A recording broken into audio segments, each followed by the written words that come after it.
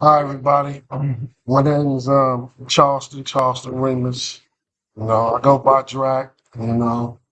My story started back in Louisiana. I was born in 1978 to my mother Rose Remus. We moved out here to California when I was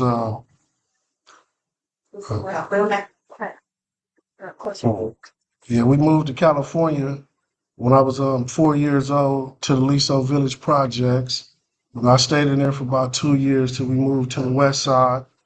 And from there, I kind of started getting off into the streets, elementary, running around with, a few kids from the neighborhood, me and my older brother.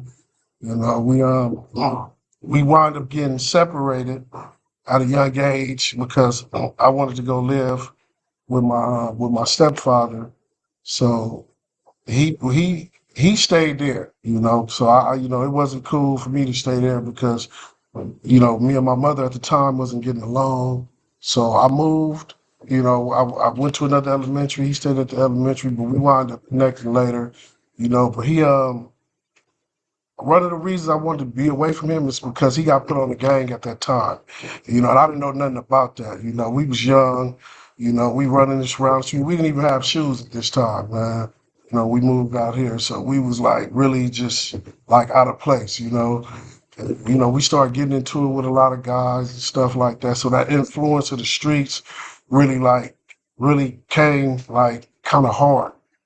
So I wound up getting put off into a gang and really started really running the streets.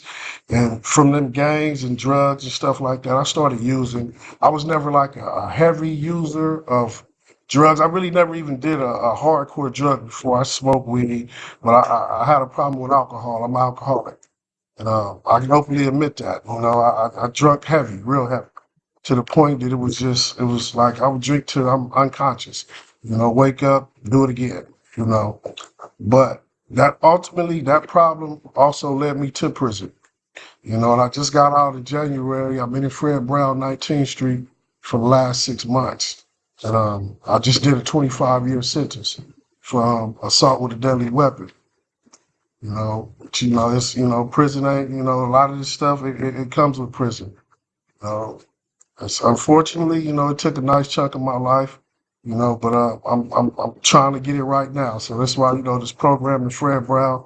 When I got there, they opened me. They it was open arms there. And it was nice. The hospitality, everybody that was over there, Jim, um, Jesse. I know you remember that, Jesse. We had a run in the first day I got there, man. I'm fresh out of prison. I couldn't wait to get to a cell phone. I'm seeing all that. So I'm like, man, I need to call my folks and let them know where I'm at. They don't even know where I'm at.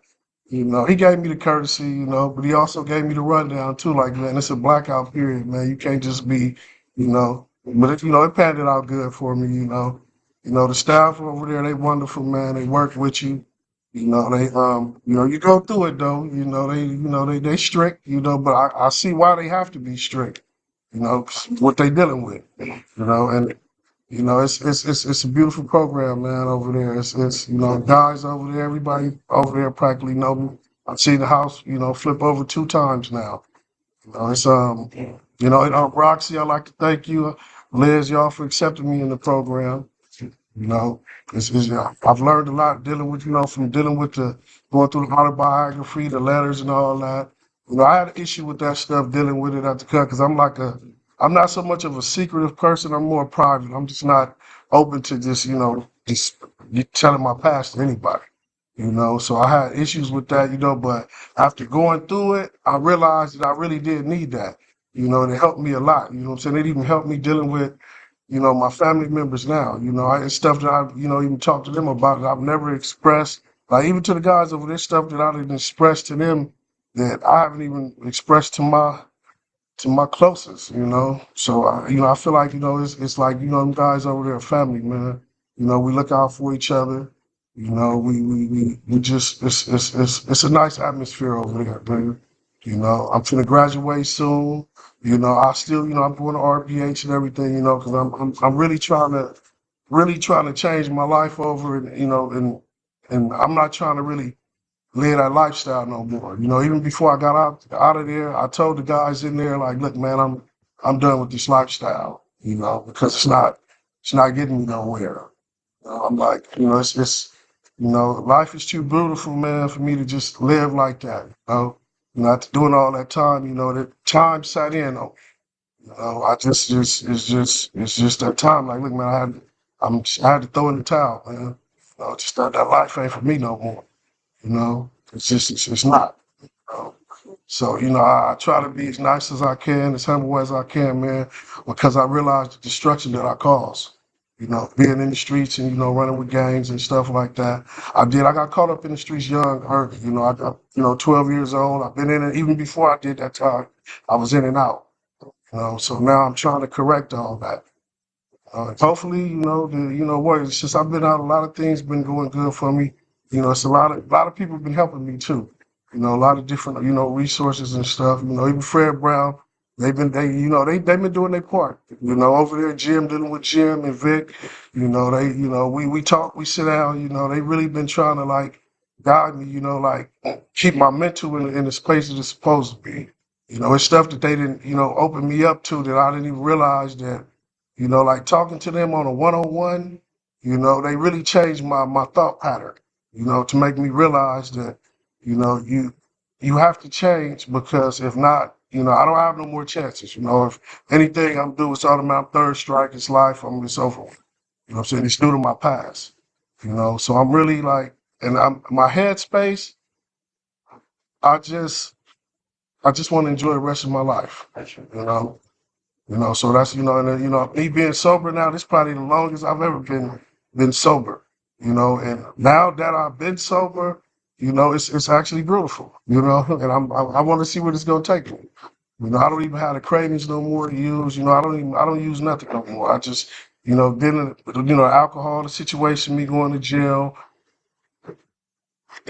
I just in order for me to stop all those cravings, I just had to give up everything.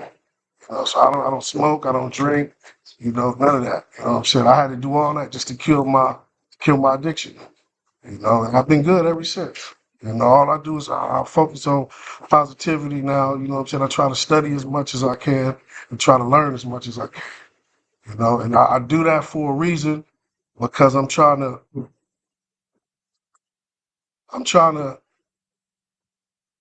help out those that need it.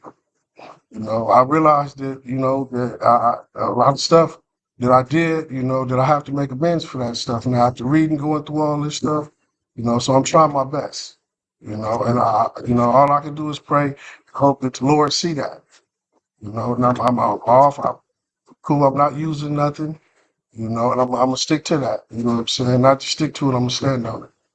And I'm hopefully this RVH program, get me to where I need to go. I got a job pending, so I'm trying to take all the correct steps, you know. And just me being out, man. This is beautiful, man. Just for me going to Point Pharmacy and all that stuff, man. I used to dream about all that, after going through that, so this is beautiful, man. The whole Fred Brown experience has been beautiful, man. I don't have nothing negative to say. It's all been a help. And Nancy, thank you. She's always greeted me, always been nice to me from the first day I met her. It's open. I didn't even know this woman. You know what I'm saying? She came up and I out of nowhere. I was like, wow, okay, Yeah, I was shocked, like I'm not used to that. You know what I'm saying? I've been gone so long that those type of interactions are like it felt kind of odd, But I mean, that's what that's what that life do to you, man. Now that I'm out, I realized like, man, this is beautiful, man. This is what I needed. You know what I'm saying? Now that I got this second chance, I'm taking advantage of it. For anybody else who went through that, man, I hope they do the same. And if they need my help, you know what I'm saying? I'm around. I might be a quiet person. That's just because of what I went through. You know what I'm saying? But anybody you can talk to me, man. Anybody who need help, any of that. I'm there for that. Anybody who need my help. That's just where that's where I'm at in life. You know what I'm saying? That's part of the change. You know. I'm Is that it? Okay, excuse me. Thank you. Oh, happy 7. Happy 7-11.